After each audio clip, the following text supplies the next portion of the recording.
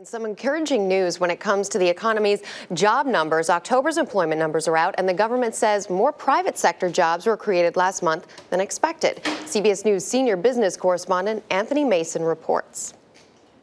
American businesses made an unexpectedly strong showing in October, adding 159,000 jobs. That means that since January, the private sector has added 1.1 million jobs. It was the 10th straight month companies had added to their payrolls. The very good news is that the much-feared double-dip recession is not going to happen. In Connecticut, at the U.S. headquarters of Lego, you're actually hiring.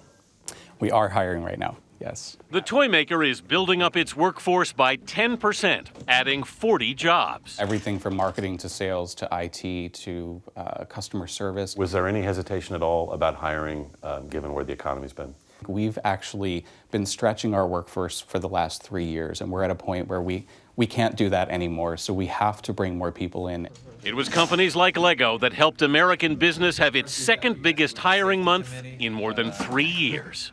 Anthony Mason, CBS News, New York.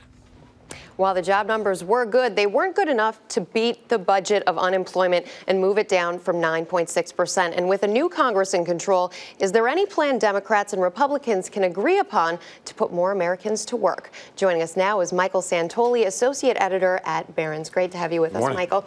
And I think the question here is, so we did add 151,000 new jobs, but can you say at this point that we've turned a corner? It sounds from Anthony Mason's piece like we have. Well, we've definitely turned a corner in terms of the private sector hiring trend. I would call it a slowly strengthening jobs market. It's definitely not enough really to recover much of the jobs lost back in the financial crisis and the recession, but certainly the trend is positive. Yeah, 8.5 million jobs lost throughout the recession, exactly. 15 million people unemployed by these numbers.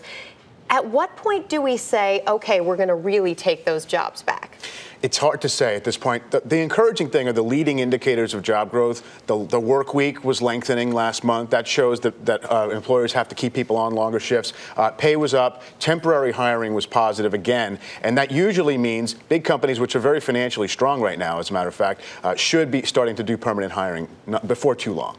The companies that are hiring right now, from education to health services, the temporary workers you mentioned, are those the same services, and retailers among them as well, are those the same types of industries that we're going to see strong going forward? Or do we need to see a new emergence of a new industry strength? It's always difficult to call this one, but I do think education and healthcare, because they really track demographics, been in long-term growth mode without a doubt. Retail was a winner in this past month. I think that's a seasonal effect. Retailers are pulling forward their hiring. I do think that manufacturing, by the way, even though we had a small loss last month, has been a leader in job growth. People don't really recognize that. The auto companies didn't really lay people off as much this past summer as people usually expect. What kind of consensus are we going to get out of government now with basically a Congress, a new Congress, a changed Congress?